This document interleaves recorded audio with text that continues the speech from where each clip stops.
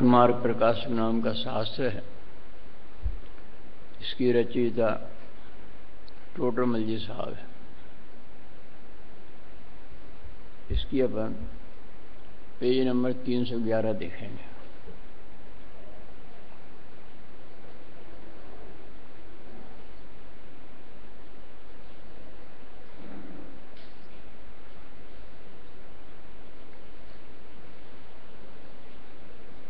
प्रश्न है, शिष्य कहता है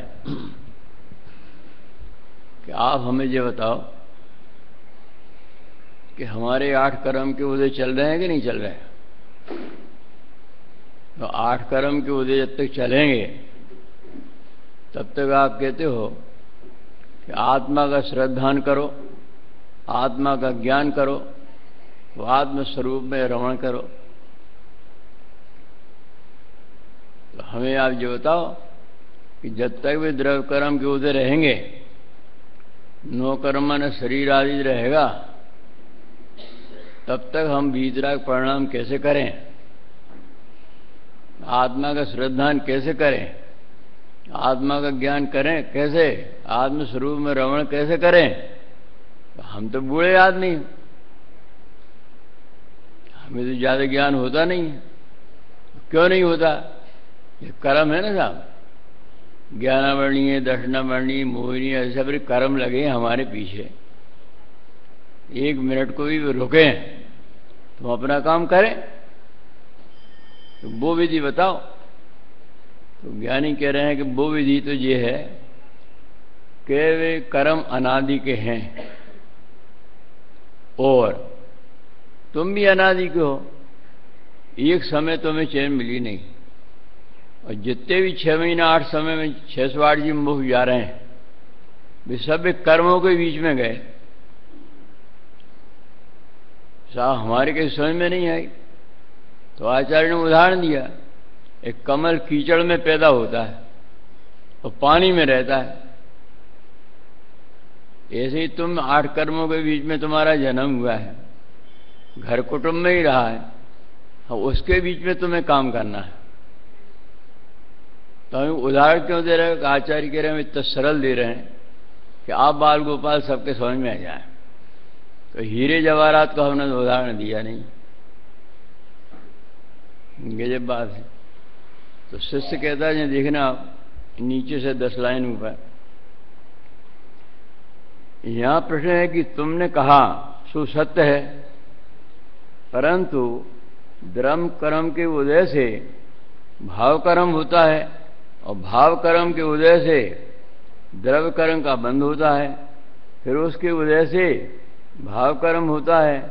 इसी प्रकार अनादि से परंपरा है, तब मोक्ष का उपाय कैसे हो? वो तो हो ही नहीं सकता। ज्ञानी ने जवाब दिया, कर्म का बंध व उदय सदाकाल समान ही होता रहे तब तो ऐसा ही है, परंतु परिणामों के निमित्त से पूर्वज कर्म के भी उत्कर्षण अपकर्षण संक्रमण होने से उनकी शक्ति हीनाधिक होती है, इसलिए उनका उदय भी मंद तीव्र होता है। उनके निमित्त से नवीन बंध भी मंद तीव्र होता है, इसलिए संसारी जीवों को कर्मोदय के निमित्त से कभी ज्ञानादिक बहुत प्रकट होते हैं, कभी थोड़े प्रकट होते हैं, कभी रागादिक मंद होते हैं, कभी रागादिक तीव्र होते हैं। इस प्रकार परिवर्तन होता ही रहता है। कहते भैया ये तो करना नहीं होगा मास्टर आ गया। तो ज्ञानी कह रहे हैं कि तुम भी विचार करो, और आगे उदाहरण देंगे नदी का।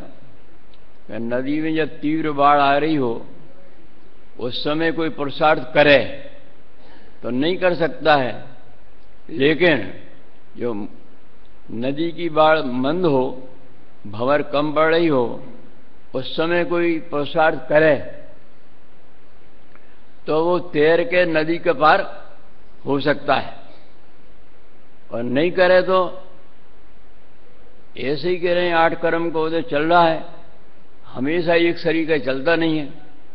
जब कर्म का उदय मंद चलता है उस समय जीव पुरुषार्थ करे तो पुरुषार्थ हो सकता है। कैसे हो सकता है साहब?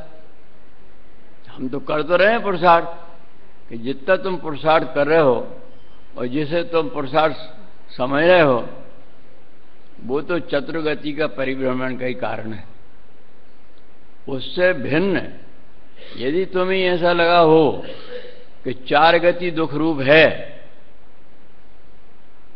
तो तुम विचार करो, तो विचार करने की शक्ति सभी संगी पंचेंद्रियों में है, तुम में तो है ही है। लेकिन जानवर भी जो संगी पंचेंद्रिय हैं वो भी अपना विचार कर सकते हैं। साहब हमारी समझ में नहीं आई, आप कहते हो क्या कि पुराण देख लो, पारसनाथ के जीव ने हाथी के पर्याय में और सिंह के जीव ने, महावीर के जीव ने सिंह की पर्याय में, ऐसे दुष्ट प्रकृति के तुम नहीं हो जैसे उनके दुष्परिणाम थे। हिरण की क्या दशा हो रही थी, कितना आंखों में से खून बरस रहा था। जंगल का राजा होता है, और जंगल के राजा को भी पहले ही आगे मुनिराज ने कहा हर्ष में, प्रभु तेरी ये दशा। तो सिंह भी विचार करता है कि मैं प्रभु, और ये कह रहे हैं दशा। शेखडी में कहा पहले का प्रभु और तेरी ये दशा।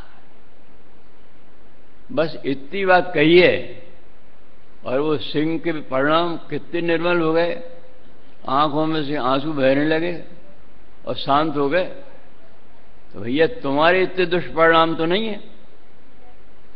जब इतने दुष्परिणामी भी इतनी बात कर सकता है तो फिर साहब क्या साहब ये है कि दया करना पड़ेगा, दान करना पड़ेगा, पूजा करना पड़ेगी, एकासन करना पड़ेगा, उपवास करना पड़ेगा, तब होगा कुछ काम। तो हम तो अनादि यही मानते आ रहे हैं। तो ज्ञानी कह रहे हैं दया, दान, पूजा, भक्ति आदि खूब करो, तुम्हें थोड़ी रोक थोड़ी रहे, एकासन करो, उपवास करो, सब कुछ करो। फिर साहब आप ही तो कह रहे हो कि हम यही तो कह रहे हैं तुमसे कि सब करने पर भी यदि तुमने एक काम नहीं किया तो सब तुम्हारे बाल तब में शामिल हो जाएंगे और तुम्हें ये भ्रम बना रहेगा कि मैं तो धर्म करके आया हूं। उसकी बात आगे कहने वाले हैं। वहां कदाचित संगी पंचेंद्रिय पर्याय प्राप्त की, तब मन द्वारा विचार करने की शक्ति हुई। किसमें? अब ये विचार करें कि हम में मन द्वारा विचार करने की शक्ति है अथवा नहीं है। उसके कभी तीव्र रागादिक होते हैं, कभी मंद रागादिक होते हैं। वहां रागादिक का उदय, तीव्र उदय होने से विषय कषायादि कषाय में ही प्रवृत्ति होती है। पांच इंद्रिय के विषय कषाय में, कषाय माने क्रोध, मान, माया, लोभ, इनमें प्रवृत्ति होती है। तथा रागादिक मंद उदय होने से बाह्य उपदेश आदि का निमित्त बने। कायगा अब ये बाह्य निमित्त आदि का उपदेश अपने निमित्त बन रहा है और स्वयं पुरुषार्थ करे।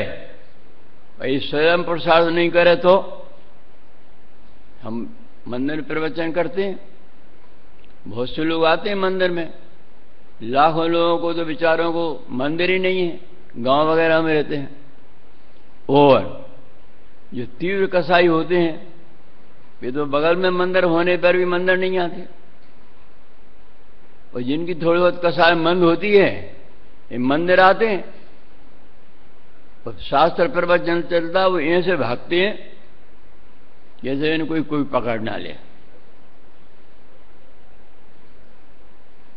इनको कोई पकड़ ना ले। अब कभी कभी ये बात आती है, लोग कहते हैं कि इतना पुण्य उनके पास चाहिए कि वे वहां बैठ सकें। उनके पास इतनी पुण्य है कि मंदिर आ गए, ये भी गजब बात है। और मंदिर आ गए और भगवान को दर्शन करा के कि भगवान देख लो आप हमें, आए दर्शन करे वे भागे, क्योंकि पेड़ की क्रीज खराब नहीं होना चाहिए, वे भाग रहे हैं। तो कह रहे हैं यदि जीव स्वयं पुरुषार्थ करे और वहां बैठे, और बैठे यदि उसके पास पुण्य नहीं है तो के हुए के लड़ मरे के वोट घर को, कि साहब आप तो पुण्य को बंद का कारण कह रहे हो, तो हमारे दया दान पूजा भक्ति आदि सब निरर्थक है। हम दान दे रहे हैं, सब कुछ कर रहे हैं, तीर्थ यात्रा कर रहे हैं, सब निरर्थक है कि नहीं भैया, सब सार्थक है। परंतु कि जिनके तुम दर्शन करके आए हो उनका स्वरूप पता है कि साहब हमें कुछ नहीं करना है। पंच परमेष्ठी तुम कहते हो, हम पढ़ते हैं कि सब पाप नाश, सब पापों का नाश करने वाला है। झूठी है क्या कि 100% सच है। कब है कि तुम अरहंत के स्वरूप को समझो, सिद्धों के स्वरूप को समझो, अपने स्वरूप को समझो। आप जी कहा कि 80 नंबर प्रवचन सार जो द्रव्य से गुण से प्रयास है, अरहंत को जानता है वो अपने को जानता है। तो अरहंत कैसे है साहब कि भी चेतन स्वरूप हैं, तुम चेतन स्वरूप हो, हम चेतन स्वरूप हैं। जी कहा कि नहीं पढ़ाई आ गई साहब, कि आचार्य कह रहे हैं अब भी अनंत सुखी हैं और हम अनंत दुखी हैं। क्यों है कि उनने अपने को जाना है, अपने को माना है, अपने में रमे, अपने जमे हैं, तो आज भी सिद्धालय में विराजमान। अरे साहब ये तो हमने कोई नई पढ़ाई है, ये तो कहने भैया नहीं है, अरहंतों की दिव्य ध्वनि में आया भगवान की वाणी में। आदिनाथ से लेकर के महावीर तक सभी परमात्माओं में एक ही बात कही है। जीव चेतन स्वरूप है, चेतन को है उपयोग रूप, बिन मूर्त चिन्मूर्त अनुपम। ये तो साहब हमने सुनी नहीं। हमारे बाप दादी तो पद्म पुराण, हरिवंश पुराण पढ़ के चले गए। ये कहाँ से नई पढ़ाई आ गई? अचंभा होता है। आप लोगों का तो महाभाग्य है कि आपको सब जी कमाई पढ़ाई मिल गई। हम लोगों से पूछो, जब सोनगढ़ जाते थे तो पूरे देश में हल्ला मचता था। जब गुरुदेव विधि से आए पहली बार, आए होंगे आज से करीब 70 साल पहले, उनमें धर्म न थी, दयादान पूजा में धर्म न थी, तीर्थ यात्रा में धर्म न थी। सब लोगों को लगता था, मेरे को भी लगता था, ये क्या कराना चाहते हैं। पूजन में धर्म नहीं है, शास्त्र से ज्ञान नहीं होता है, तीर्थ में धर्म नहीं है। तो हमारे ये बुजुर्ग तीर्थ यात्रा हो जाती थी बैलगाड़ी से, कई तो रास्ते मर जाते थे। वो कहते थे भैया हार पहनाओ, आ गए, जा रहे थे जब हार पहनाते थे, नारियल देते थे, मालाएं पहराते थे। तो सब बाद में जब सोनगढ़ गए, तीसरी बार में जिस बात समझ में आई कि संकलित विशुद्ध शुद्ध परिणाम 3 प्रकार के होते हैं। पहले साल में तो समझ में नहीं आई थी, दूसरे साल में कुछ समझ में आई, तीसरे साल में कुछ समझ में पूरी आई। और क्या मालूम किसने उनसे कह दिया था गुरुदेव से। और हम बैठे थे, बड़े बड़े सीटी आए, ये तो गुजरात के जी गवाही।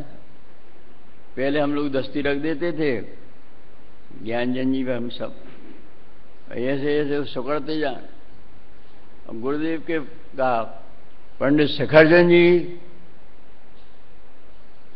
पंडित लालजी राम जी, पंडित ज्ञानचंद जी, तो जगह हो जाती थी।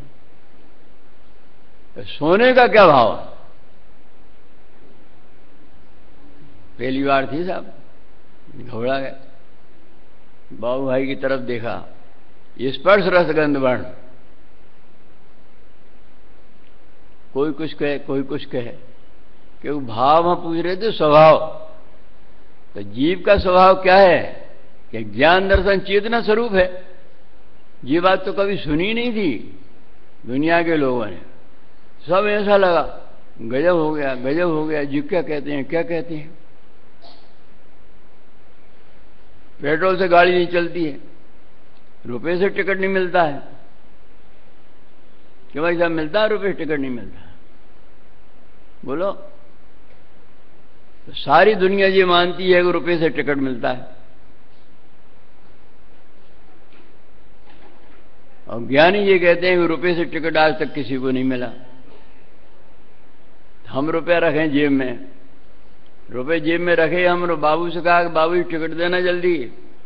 कहाँ का चाहिए? जयपुर का चाहिए, जल्दी दो। तो बाबू हंस रहा है। हमारे लड़का दौड़ा, उसने कहा स्टेशन मास्टर साहब बाबू पागल हो गया। स्टेशन मास्टर आया, क्या बात है? साहब ये टिकट नहीं दे रहे, टिकट दो ना। तो वो हंसता है बाबू, अरे भैया टिकट दो ना। तो बोलो टिकट देगा कि नहीं देगा? ऐसे ही पूजन में लिखा था, क्या लिखा था कि पाप पुण्य सब नाश के ज्ञान महान। कुछ समझ में नहीं आ रही थी, तब जो उदाहरण दिया कि टिकट दो ना, तो वो हंस रहा है बाबू। स्टेशन मास्टर भी हंसने लगा।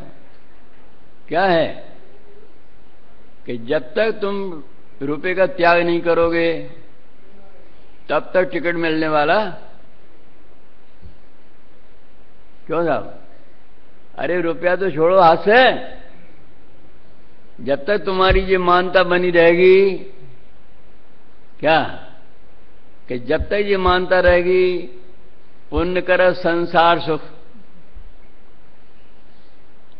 जब तक तुम्हें आत्मा की अनुभूति भी होने वाली, मानते रहो, भगवान की पूजा करते रहो, दर्शन करते रहो। ये पूजन में क्या लिखा है, उसका क्या भाव है, कि जब तक तुम्हें समझ में नहीं आएगी। तो टोटोमल जी साहब ने उदाहरण दिया कि मुनीम यदि भाव समझ लेगा तो काम बना के लाएगा, और मुनीम समझा नहीं भाव तो पिट के आएगा।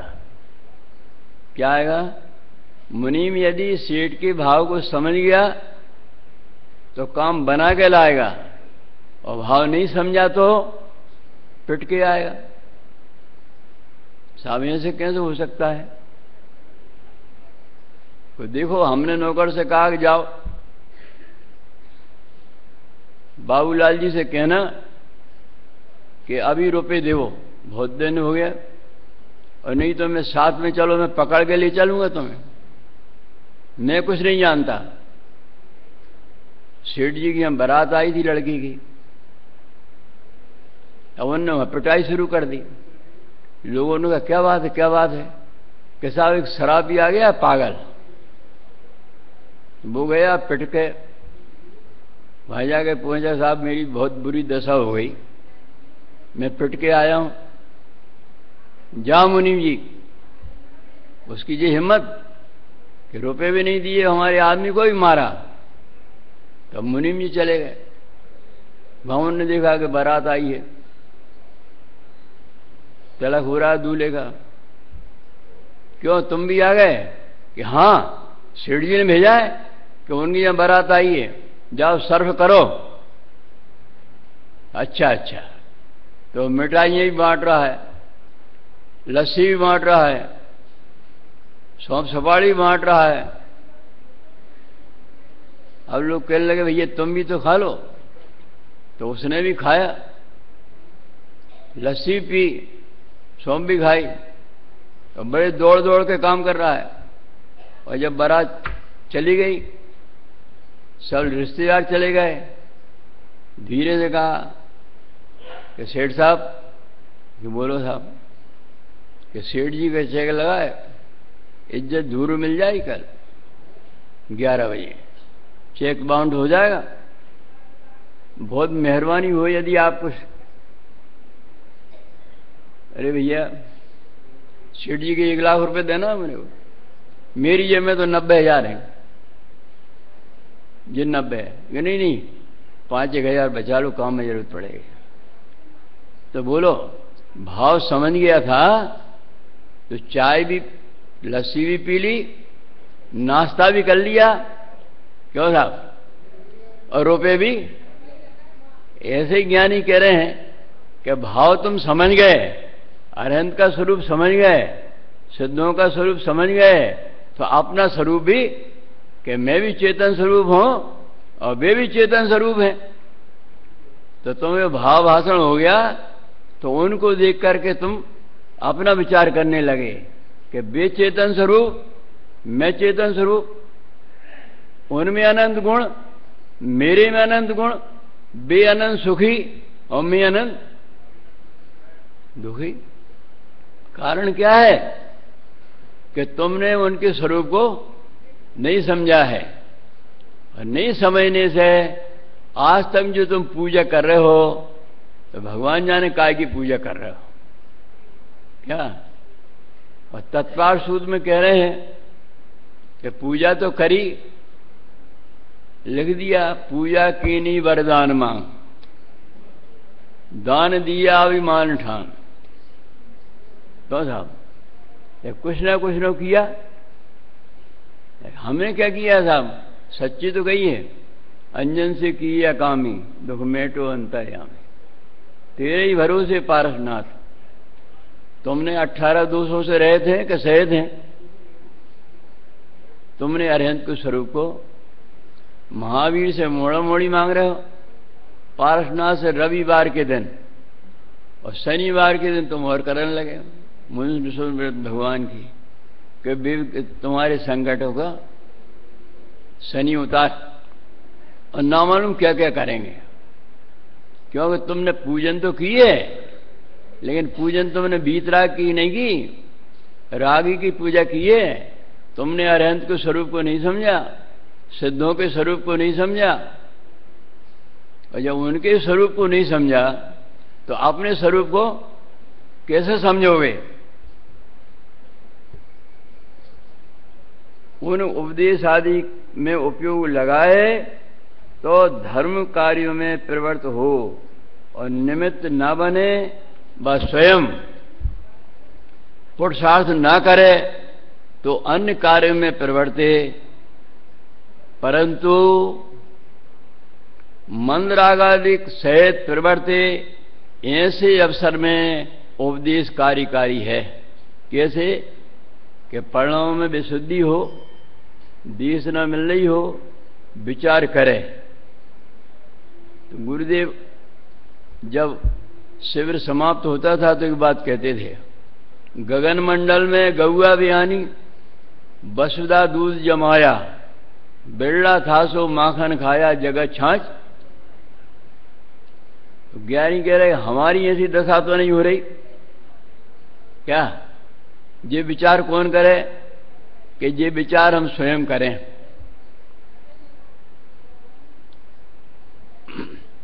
विचार शक्ति रहित जो एक इंद्र आदि की जीव है, वहां से चल रही बात कि हम वैसे विचार।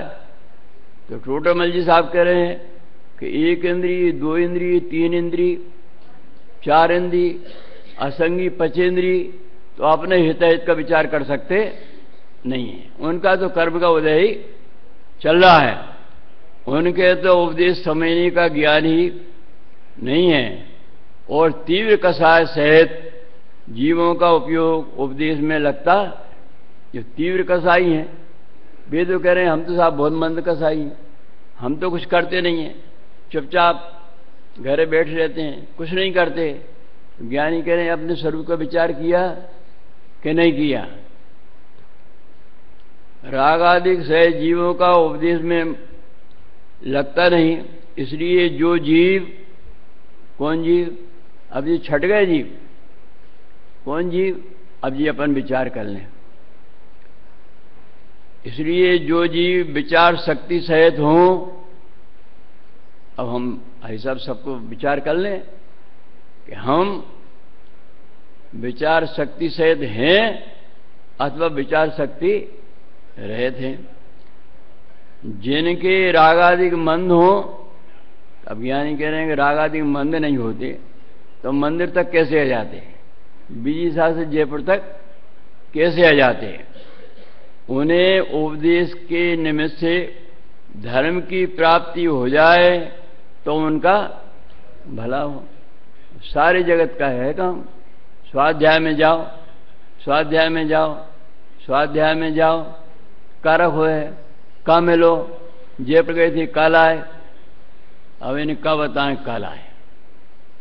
शास्त्र पढ़ो, ये शास्त्र पढ़े में कारक होए, कछु करोगे धरोगे तो पेट भरेगा, नहीं तो भूखों मर जाओगे। उसके लिए मोक्ष में इसी में 7 पेज पे लिखा है कि परिणाम 3 प्रकार के होते हैं। जो जीव तीव्र कसाय करेगा उसके पाप बंद होगा, जो मंद कसाय करेगा उसके पुण्य बंद होगा, और जो जीव पाप से पुण्य से इधर विचार करेगा तो उसके क्या होगा कि श्रद्धा में, ज्ञान में, चारित्र में तीनों काम उसके बन जाएंगे। और यदि नहीं किया तो कैसा मंद कसाय परिणाम सहित करोगे, अनंत के सिद्धों के अपने स्वरूप को समझोगे, पूजन में स्वभाव है, ऐसा पुण्य बनेगा कि देवता तक आगे सेवा करने लग जाएंगे। फिर तो उससे तो अपना कुछ भला, मेरी गई बात, उससे तो अपना कला भला कुछ होता नहीं है। तो क्या होता है कि जीव जो दुखी है वो कसाय भाव से है, भारी सामग्री से जीव सुखी दुखी नहीं है। और सुखी होना है तो तत्व का विचार करेगा, अपना विचार करेगा, और अपना विचार करेगा और अपने विचार में गहराई से उतर जाएगा तो जो अनंत काल में जो काम नहीं हुआ वो काम हो जाएगा। अब वो कौन सा काम है साहब, देखो पढ़ते हैं, जिनके रागादिक मंद हो उन्हें उपदेश का निमित्त से धर्म की प्राप्ति हो जाए तो उनका भला हो, तथा इसी अवसर में, किस अवसर में, इसी अवसर में पुरुषार्थ कार्यकारी है। और वहां से हम जा गए और जब बाजार में चले गए, सुबह शाम भोजन करने के टाइम में आ गए और फिर चले गए, तो क्या होगा, क्या अवसर तो आया है और अवसर तो चले जाएगा। और यदि इस अवसर में जो जी पुरुषार्थ से विचार करेंगे तो आना भी आपका कार्यकारी, और नहीं तो सवरे आ रहे हैं और सवरे जा रहे हैं, तुम्हें कोई लाभ होने वाला नहीं है। फिर वो कहते हैं एक इंद्रिय है, 2 इंद्रिय है, 3 इंद्रिय है, संगी असंगी है, उनके तो विचार करने की शक्ति ही, कैसे पुरुषार्थ करें, और तीव्र कसाई पुरुषार्थ करे, क्या करे गैर साहब, हमें का तीव्र कसाय, हम तो भगवान की पूजा करवे गए, पूजा किया, अभिषेक किया, और हमने तो अष्टद्रव्य से पूजन किए, सब कुछ किया। और आप जी कह रहे हो तीव्र पुरुषार्थ करे तो वे पाप ही का, धर्म कार्य का पुरुषार्थ हो नहीं सकता। हमारे साहब को समझ में नहीं है कि आप क्या कह रहे हो क्या नहीं कह रहे हो। हमारे बहुत से मित्र मिलते हैं, ये लघु जैन साध प्रभात प्रवेश का पढ़ो, दादा हमारे तो समझ में नहीं आए, मोक्ष मार्ग प्रकाशक करो।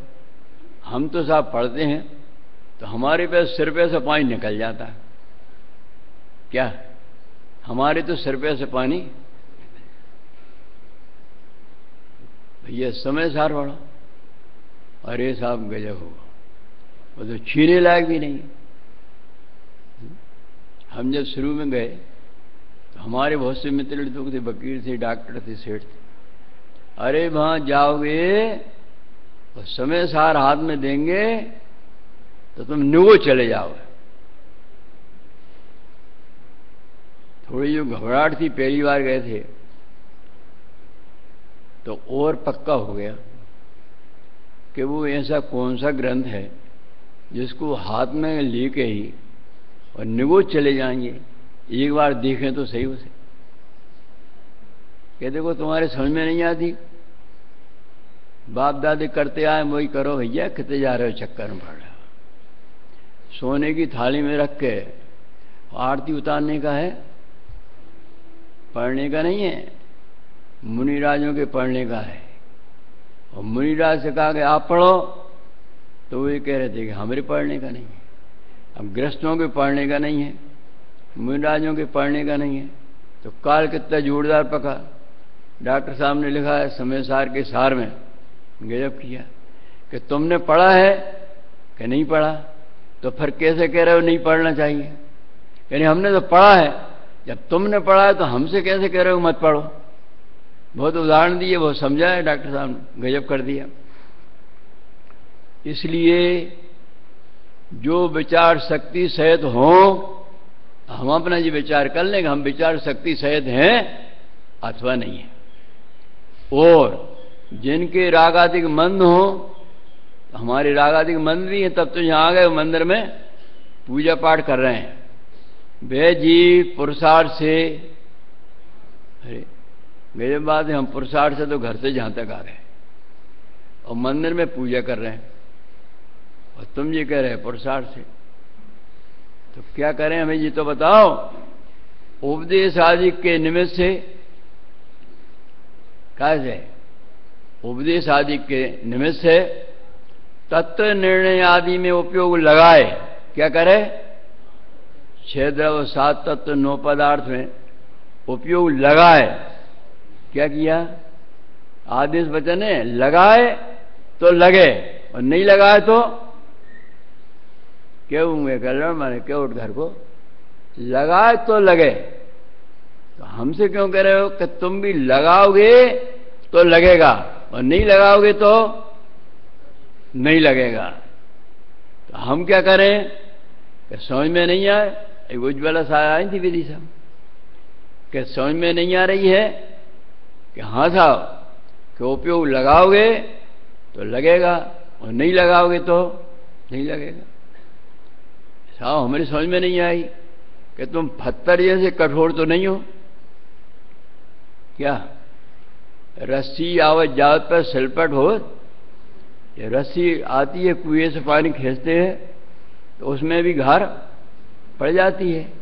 तुम क्या पत्थर से भी ज्यादा कठोर हो?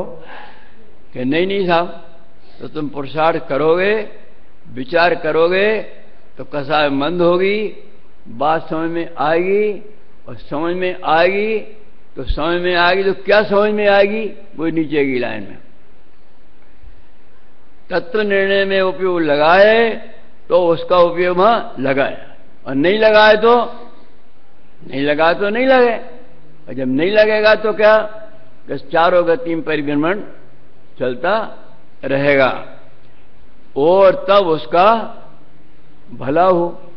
लोग कहते हैं कि उसमें क्या रखा है, स्वाध्याय करो, जी करो, वो करो, शिविर करो, विचार करो। भाई क्या रखा है उसमें? क्या रखा है? अरे कोई व्यापार धंधा करोगे तो कुछ मिलेगा, वहां क्या रखा है? 1 घंटे तुम शास्त्र पढ़ रहे हो, ये बेचारा देखो, ये बेचारा देखो, ये बेचारा देखो क्या कर रहा है। तो सुबह 6 बजे खोलता है और रात को 12 बजे तक करता है। क्या कर रहा है? इतना पुरुषार्थ किया है इसने, और संध्या के घर आता है रात को, जैनी होकर रात के 12 बजे रोटी खाता है, और मरे जा रहे हैं। कितने? 4 भाई मरे जा रहे हैं और पत्नियां भी परेशान हैं। उसके उदाहरण देता हूं। यदि इस अवसर में, किस अवसर में? यहाँ अपन आ गए, घर में भी अपन मंदिर चले गए, उस अवसर में तत्व निर्णय करने का पुरुषार्थ ना करे। क्या प्रश्न था कि 8 कर्म के उदय चल रहे हैं, उन कर्म के उदय में हम कैसे पुरुषार्थ करें, उसकी ये डिटेल चल रही है। परमार्थ से काल गमाए, या तो मंदराग से विषय कसायों की कार में प्रवर्ते, मैंने घर गृहस्थी के काम में प्रवर्ते, या बहुत खतरनाक बात है। देखो देखो सेठ, देखो क्या लिखा है, या तो मंदरागादिक सहित विषय कसायों के कार्य में प्रवर्ते, या व्यवहार धर्म कार्य में प्रवर्ते। ये व्यवहार धर्म कार्य क्या होता है कि मंदिर आ गए, प्रक्षाल कर ली, अभिषेक कर लिया, क्या, और छिन्न छिन्न भिन्न भिन्न धाराएं कर ली, ये बात है। अब पिछली बार जब आए थे तो डॉक्टर साहब ने कहा कि डाकनी, शाकनी, भूत, छिन्न छिन्न भिन्न भिन्न, क्या, हमने भी जाके घरे कहा, ये गजब बात है कि जैनी हो गए भगवान की पूजा अभिषेक कर रहा है, और क्या कर रहा है कि हिंसा ही हिंसा की बातें, हिंसा ही हिंसा की बातें कर रहा है। क्या जो लोग कहने लगे हाँ धर्मित हो गए, आ गए, दिमाग का स्क्रू ढीला हो गया, व्यवहार धर्म कार्य में प्रवर्ते, तब अवसर तो घर से आए थे, टाइम निकाल गए और 2 घंटे लगा दिए, बहुत बढ़िया काम किया। तो उनके स्वरूप को समझा कि नहीं समझा, क्या समझ तो रहे हैं। ये पारसनाथ जी की प्रतिमा है, ये महावीर जी की है, ये पद्म प्रभु की है, तो इतवार की क्यों कि बहु धन धान बहु हो तुरंत ही आनंद मंगल, इनकी पूजा क्यों कर रहे हो कि घर में परेशानी, ये भूत भगाएंगे, या का हो जा रहे हो कि ये मोड़ मोड़ी देंगे। तुमने बीता के स्वरूप को समझा है, कैसा हम तो खूब पढ़ रहे हैं कि 18 दोषों से रहे थे, समय सार कलश में लिखा है, राजमल जी जिंदरवी समय सार के बड़े मनवी, सब करते हुए क्या मानता है, इस अवसर में अवसर तो चला जाएगा और संसार में ही 4 गति 84 लाख योनि परिभ्रमण होता रहेगा, तथा इस अवसर में जो जीव, कौन से जीव, अब 4 लाइन तो आपको सुनने पड़ेंगे, जो जीव पुरुषार्थ से तत्व निर्णय करने में उपयोग लगाए, क्या किया, तत्व निर्णय करने में उपयोग लगाए,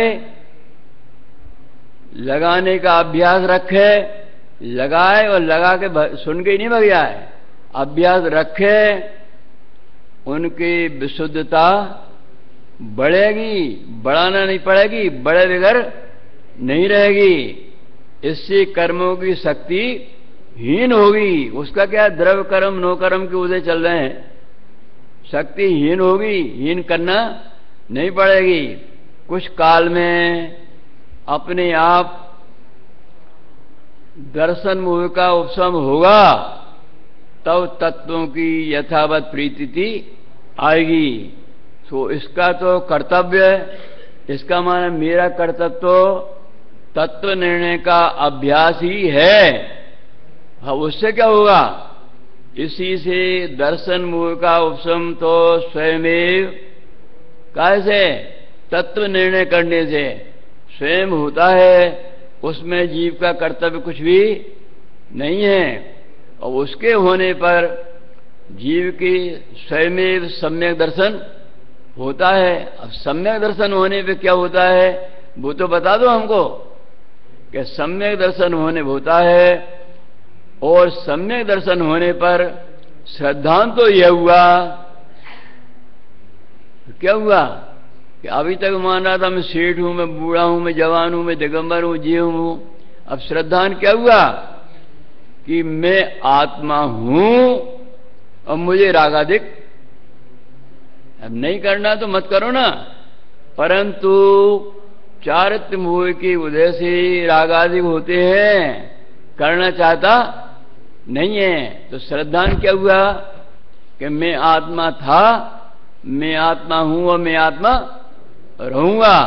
बस इतना सा काम कि हां चेतन को है उपयोग रूप ब्रह्मूर्त चिन्मूर्त अनुपम, जिसको अपनी महिमा आती है, जगत की महिमा छूटती है और उसको चार गति का बंध का भाव क्रम से होता जाता है। तो ऐसे सम्यक दर्शन की प्राप्ति के लिए पहली शर्त है कि मैं चेतन स्वरूप था, चेतन स्वरूप हूं और चेतन स्वरूप रहूंगा। और 153 नंबर की कलश में समय सार में भी कि 3 लोग में वज्रपात हो जाए तो अभी उसकी श्रद्धा नहीं डिगती है। ऐसे ही हम तत्वाभ्यास करके